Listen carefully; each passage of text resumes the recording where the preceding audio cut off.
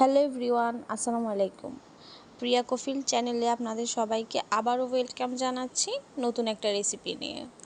আজকে দেখাবো কিভাবে মাছের ভিতরের অংশটা দিয়ে আবার মাছ বানানো যায়, মানে মাছের কাবাব। আমি জাস্ট যে ডেকোরেশনের জন্য এভাবে করছি, একটু ভালো সুন্দর লাগার জন্য আর কি। তো প্রথমেই আমি মাছ নিয়ে নিচ্ছি। আপনারা চাইলে যে কোনো মাছ নিতে পারেন, তবে এই মাছটার নাম কি আই ডোন্ট নো। এটা আমাদের বাড়ির পুকুরের, আমি জানি না এই মাছটার নাম কি। তো যাই হোক, এই মাছটাকে ফ্রিজ থেকে বের করে রাখছি। রাখার পরে এটা আমি পানিতে ভিজাই নাই, আর এটা পানিতে ভেজানো ছাড়া আমি এটাকে ভালোভাবে প্রথমে একটা মানে ভারী যে আমরা যে শিলপাটা আছে, ওই যে শিল দিয়ে একটু চেপে চেপে এটার ভিতরের মাছটাকে একটু নরম করে ফেলবো। এরপরে ছুরি দিয়ে কেটে এটার ভিতরের অংশটাকে বের করে ফেলবো, যাতে চামড়াটা না কাটে। চামড়াটা কাটবো না, কারণ চামড়াটা দিয়েই আমরা মূলত মাছের শেপটা নিয়ে আসব। তো আপনারা সাথে থাকুন আর দেখতে থাকুন যে কিভাবে করতেছে। বাই দ্য ওয়ে, আজকের রেসিপিটা করবে আমার শাশুড়ি, কারণ উনি এই জিনিসটা খুব ভালো বানাইতে পারে। তো আমি জাস্ট আপনাদের সাথে একটু শেয়ার করলাম। আমার তো শুধুমাত্র এই কাবাবটা আর ঘন করে মসুরের ডাল রান্না করা, এই দুইটা জিনিস হলে আমার আর কিছুই লাগে না। ট্রাস্ট মি, এটা এতটাই মজা যে আপনারা না বানাইলে বাসায় আপনারা বুঝতেই পারবেন না। আমি বরাবরের মতোই আপনাদেরকে বলছি যে আমি কোনো প্রফেশন কুক না। আমি জাস্ট আমার বাসায় কিভাবে নতুন নতুন রেসিপি ট্রাই করি, আমি সেটার একটা ভিডিও করে আপনাদের সাথে শেয়ার করি। তো যদি আমার ভিডিওতে বা আমার রেসিপিতে কোনো ভুল হয়ে থাকে, প্লিজ আমাকে ক্ষমা করে দিবেন। তো দেখতে পাচ্ছেন, দেখতে দেখতে আমাদের একটা মাছের এই উপরের অংশটা প্রায় কাটা শেষ। এবার ওই চামড়াটা থেকে বাকি মাছটা আমরা বের করে নেব। এই যে কাটার মধ্যে যে মাছটা, মাছের ভিতরের অংশটা যে লেগেছিল, সেটাও দেখতে পাচ্ছেন বের করে নেওয়া হচ্ছে। আপনারা যে যেখান থেকে আমাকে দেখছেন, যদি ইউটিউব থেকে দেখে থাকেন, তাহলে প্লিজ আমার চ্যানেলটা লাইক করে একটা সাবস্ক্রাইব করে দিবেন। আর যদি আমাকে ফেসবুক থেকে আপনারা দেখে থাকেন, তাহলে প্লিজ আমার পেজটাতে লাইক দিয়ে ফলো দিয়ে রাখবেন।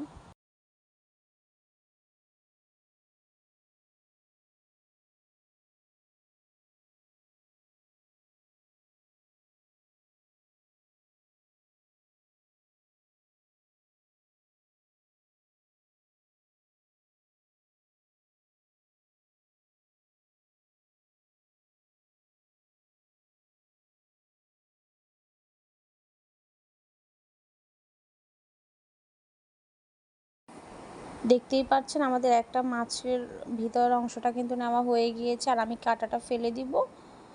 এভাবে করে সবগুলো মাছ আস্তে আস্তে চামড়াটা খুলে ভিতরের অংশটা বের করে, মানে কিমাটা বের করে নিতে হবে।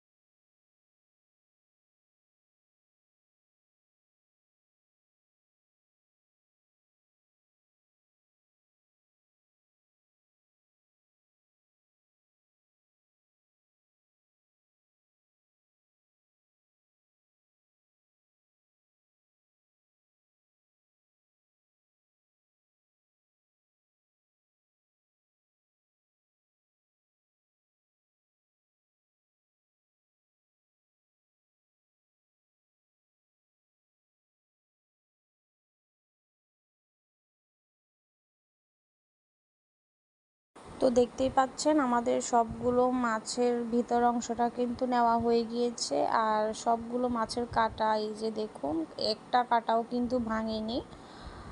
বড় বড় কাঁটা সবগুলোই কিন্তু রয়ে গিয়েছে। এরপরেও আমার শাশুড়ি চামড়ার মধ্যে যদি একটু লেগে থাকে, ওই জন্য বারবার ছুরির সাহায্যটা বের করার চেষ্টা করতেছে। কারণ যদি মাছের ভিতরে যে মানে মাংসটা সেটা যদি চামড়ায় লেগে থাকে তাহলে কিন্তু মানে আমরা ফিনিশিংভাবে মাছের কাবাবটা ডেকোরেশন করতে পারবো না, ভালো লাগবে না। মাথাটা আলাদা করে নিচ্ছে। আপনারা আমাকে কমেন্ট করে জানাবেন যে আপনারা এই রেসিপিটা ট্রাই করেছেন কি না, আপনাদের কাছে কেমন লেগেছে। তো শেষ পর্যন্ত দেখতে থাকুন।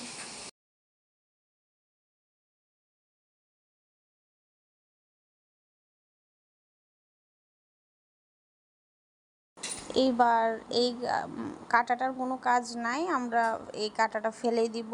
এই যে দেখতেই পাচ্ছেন আমাদের সবগুলো মাছের ভিতরের অংশটা কিন্তু নেওয়া হয়ে গিয়েছে। এই যে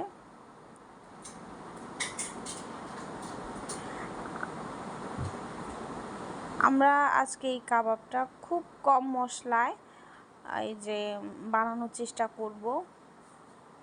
এই গরমের মধ্যে যদি এত মশলা জাতীয় খাবার খাই তাহলে তো পেটে সমস্যা হবেই।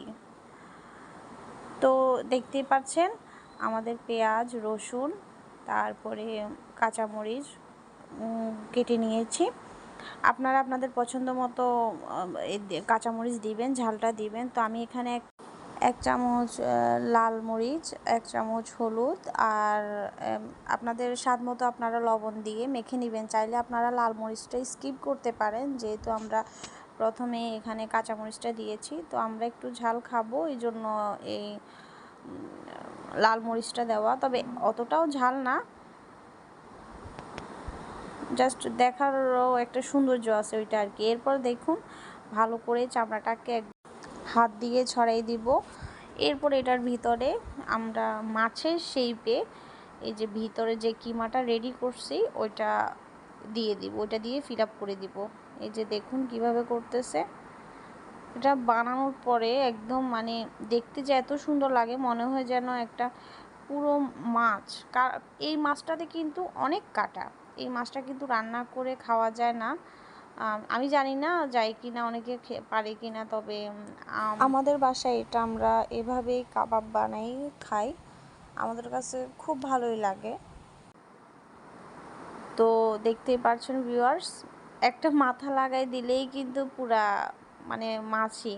তবে যখন এটা খাওয়া হবে তখন ভিতরে কিন্তু এটা কোনো কাটাই থাকবে না, পুরো একটা মাছের কাবাব। কিন্তু বাইরে থেকে দেখতে এটা মনে হচ্ছে যে পুরো মাছ, একটা মাথা লাগাই দিলেই হলো। এইখানে আরেকটা মাছের চামড়াটা ছিঁড়ে গেছে, ওটা আমি করতে চাইছিলাম, পারি নাই। আসলে আমি এইসব কাজগুলো আমার দ্বারা হয় না। এই যে মাছের ভিতর থেকে মাছের এয়াটা বাইর করা, মানে ভিতরের কিমাটা মানে মাংসটা বাইর করা, এভাবে চামড়াটাকে একদম দেখতে পারতেছেন যে এটা আমার শাশুড়ি করছে, ওইটা কত সুন্দর ছিল, আর যেটা আমি করছি ওটার কী অবস্থা হয়েছে। এইসব কাজ, এই কাজগুলো আমি পারি না। এই যে ভিতরের এয়াটা বাইর করা, তারপরে এই কাঁটাটা খুঁজি খুঁজি ফেলা, এই জিনিসগুলো আমার কাছে খুবই ঝামেলার লাগে। আমি শর্টকাটে যেই রেসিপিগুলো আমি ওইগুলাই ট্রাই করি ঝামেলাহীনভাবে, ঝটপট। আমি আগেও বলছি আমি খুব ইজিভাবে রেসিপিগুলা ট্রাই করার চেষ্টা করি, খুব কম খরচে আর কি, কারণ জিনিসপত্র এখন যেই পরিমাণ দাম ভাইরে ভাই। তো দেখতেই পাচ্ছেন আমাদের সবগুলো মাছের কিন্তু রেডি হয়ে গেছে, বাকি একটু ছিল, ওইটা দিয়ে আমার শাশুড়ি ছোট ছোট বলের মতো করে ফেলতেছে, কারণ ওইটাতে তো আর চামড়া নাই, কিসে লাগাবে। তো আমাদের সবগুলো কাবাব বানানো হয়ে গেলে এবার আমরা সরাসরি চুলায় চলে যাব। দেখতেই পাচ্ছেন আমি প্যানে কিন্তু একটু তেল নিয়ে নিয়েছি, আর তেলটা পরিমাণে খুবই কম ছিল।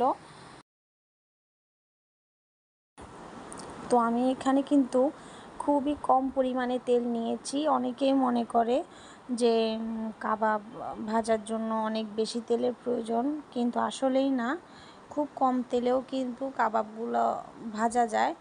তো আমি খুবই কম, একটা ডিম ভাজি করতে যতটুকু তেল লাগে আমরা ঠিক ততটুকু তেল দিয়েই মানে কাবাবটা ভাজার চেষ্টা করছি।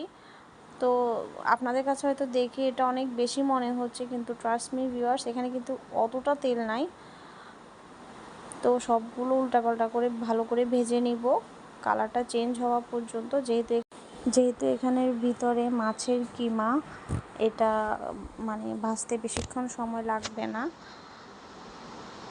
তো দেখুন এটা ভালোভাবে উল্টাপাল্টা করে ভেজে নিচ্ছি। আর আমি এখানে কিন্তু সবগুলো কাবাব ভাজি নাই, আমার যতটুকু প্রয়োজন ততটুকু নিয়েছি, বাকিগুলো আমি ডিপ ফ্রিজে রেখে দিয়েছি। তো দেখুন ভিউয়ার্স, শুধু বললাম না যে মাথাটা লাগাই দিলেই পুরা মাছ, আর খেতে গেলে কিন্তু বোঝা যাবে যে আসলে এটা কি। তো যদি আপনাদের ভালো লেগে থাকে তাহলে প্লিজ ফ্রেন্ডস অ্যান্ড ফ্যামিলির সাথে শেয়ার করবেন আর কমেন্ট করে জানাবেন কিন্তু কেমন হয়েছে। ততক্ষণ পর্যন্ত ভালো থাকুন। Thank you for watching. আল্লাহ হাফেজ।